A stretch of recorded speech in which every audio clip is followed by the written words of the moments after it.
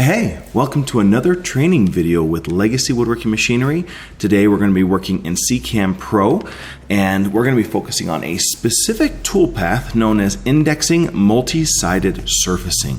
And just like all the other basic toolpath videos that we've covered, we're going to answer two questions. What does this toolpath do? And what does the cutter do to the material to give us our final result? And number two is, how do we program it? How do we control it? So we're going to be visualizing this using two different resources, the Aspire software from Vectric to give us a 2D layout of what we're trying to program, and then we're going to be going to the machine as well to show the cutting take place. So let's jump on over to our Aspire software. So this indexing multi-sided surfacing is going to become a core toolpath when it comes to machining stock square. So unlike other toolpaths, specifically indexing toolpaths that we've been covering so far, everything has been applied to a round surface.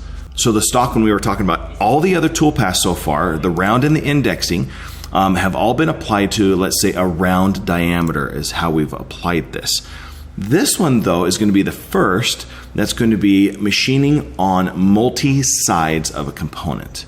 And really the most common is doing a four-sided square surface. You can make as many sides flat as you wish with this process, but this is definitely the most common, is just machining something square. This will become a core foundational toolpath because all other indexing toolpaths that are being applied to a multi-sided face, typically you're going to need to machine it square first. But most of the time, we usually oversize our stock like this, and we're going to be machining it down to a smaller diameter section. So what does this process do? Just like the turning round toolpath where we use a surfacing cutter, we are going to be applying the same thing. We're going to be having a starting position, and it's going to machine all the way down to an ending position of our choice. Okay. However, instead of the stock rotating as it's traveling down that position, the stock will be stationary, holding it in place so that it's going to machine a flat face for us. Now, it's hard to see what this cutter is doing altogether along that face from a side view, and so let's simulate more of a top view. So this circle represents the surfacing cutter from a top view as if it was rotating, okay, 1.25 inches. What this is going to do is it's going to end up at the start position, and it's going to be slightly off the edge. And it's going to plunge down into the material a specific amount, and then it's going to travel down the edge of the part, coming down to the ending position, and then it will cut across the material, coming to the other edge, and then it will travel all the way back. So it's cutting the edges first, and then it's going to cut across the starting position.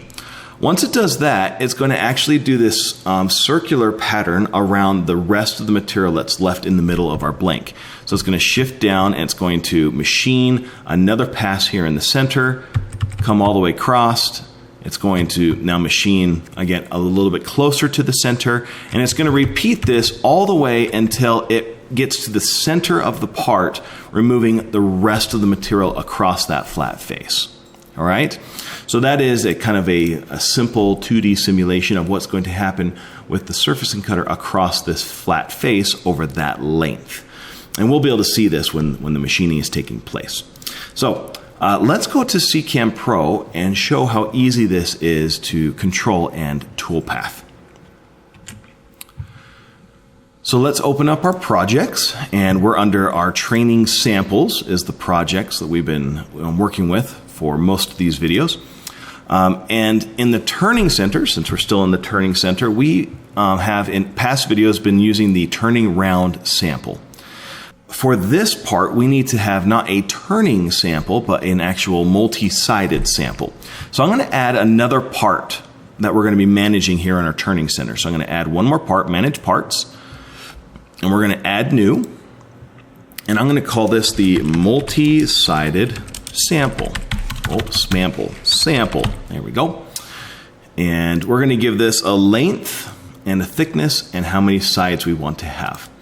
Now, in the drawing board here of the Vectric program, this is 9 inches long is what I made this blank.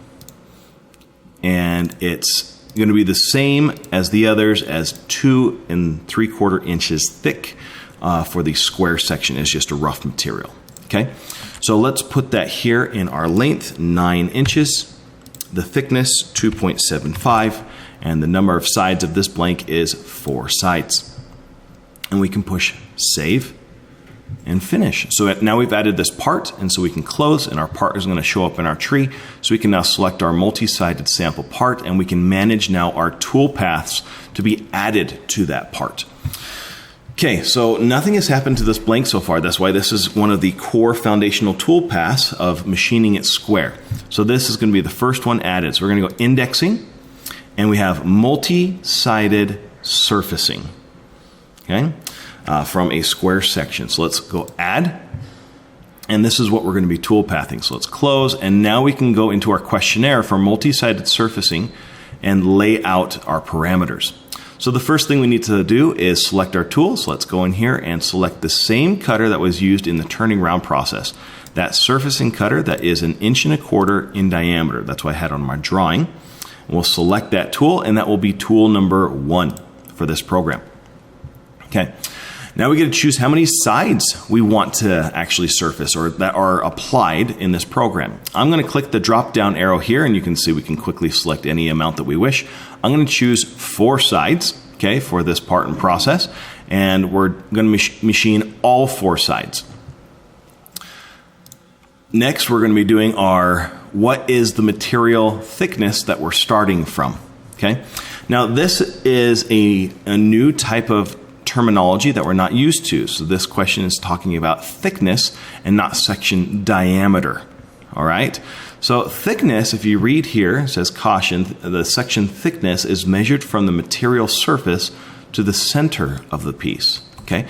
So for example, if we were to get some dimensions here, the thickness or vertical dimension is from the center of our part to the outer face of the part. Okay. So that is the thickness, the section thickness that it's actually referencing to. So it's not the diameter like this. This is a diameter section. This is a section thickness. All right. So I want to make sure those terms are understood, because you're going to see that change. If you see section diameter, it's going to talk about the full width. If you see section thickness, it's talking about from the center to whatever top face that you're going to. In this case, 1 3/8 inches.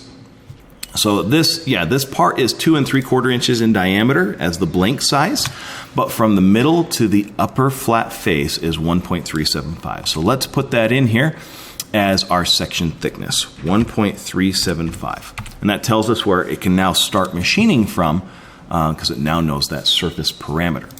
Okay, now start position and end position. This is now very similar information of what we were doing in the turning round process. So let's go find our start position. All right, I'm actually going to just get rid of some parameters at the moment so we can easily find some start positions. And we're going to do some horizontal dimensions from X0, the far left side of my blank, to where we want to start machining square. Okay, so this section is square, this section in the middle is square, and this section in the end is square. However, the ends are not being machined at all. Only the middle section is going to be machined square. So this is our start position from X0 to here. And while we're at it, let's measure from the start position to the end position of where we want to machine square. Okay, so there's our start and end position. And so here on our start position, we're going to be putting 1.5.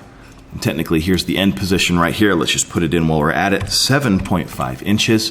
And now we need to know what is the thickness at the start position and what is the thickness at the end position. Again, remember that term, thickness, caution, thickness measured from material surface to center of piece. It reminds us over and over again based on that terminology. So let's go measure that. If we do a vertical dimension from the center of our blank to here at the beginning of this square section, okay, that is measured as a thickness of 1.25 inches. And here on the end, in this scenario, is going to be the same. We do have the ability to machine tapers, but we will get to that in other videos. So these are the section thicknesses that we need to use at the beginning and end of our multi-sided surfacing process. So let's go put those in here. Thickness at start position is 1.25 inches, and thickness at end position is the same at 1.25. Okay, now the rest of these parameters we're just going to keep defaulted. They're feed speeds, roughing passes, finish passes, and we're ready to push finish and save.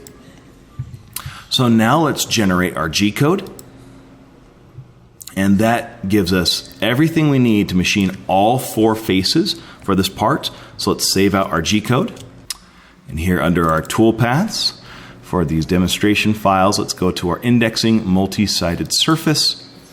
And we are definitely going to be calling this indexing multi-sided surface G code, and save. Now let's go to the machine and see what these cutting results actually are. So here's an important step to remember. This process, because it's starting from a square section and then surfacing down to another square section, it's critical that we align the flat surface to be parallel with our cutter face. You just do this with your manual controls and then zero out your A-axis before you push go. To begin, the surfacing cutter comes down at the starting position and climb mills down the length of that edge. After passing to the opposite edge, it will climb mill the other edge as well, again to help prevent any tear out through the rest of the surfacing process. Now the cutter will alternate on both sides, steadily working its way towards the center. Notice that every edge is climb milled to make sure all the surfaces have the optimum finish.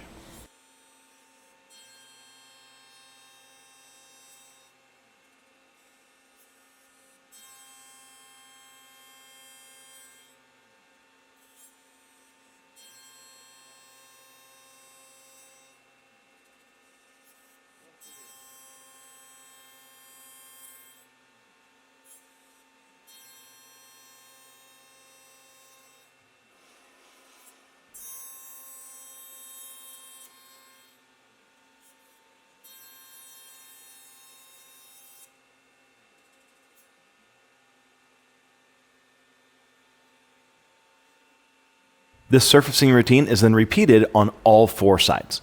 All the cutting advantages that you see here are already included in CCAM Pro for this multi-sided surfacing toolpath.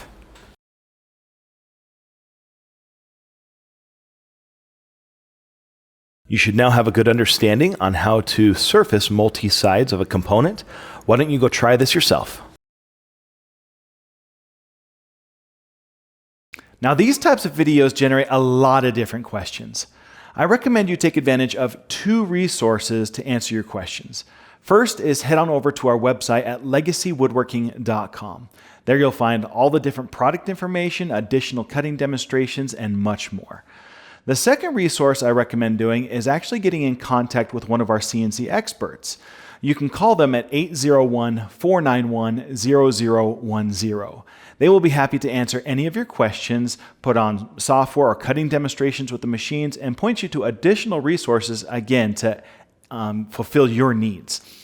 Now, if you'd like to just simply watch more videos, I don't blame you. Just click right over there. I think we all know what to do. If you want to be notified of future videos, just click that button down below, and don't hesitate to give us a like if you liked what you saw. As always, thanks for watching. And remember, Legacy solves more woodworking problems and allows you to say yes to more opportunities than any other CNC manufacturer in the industry.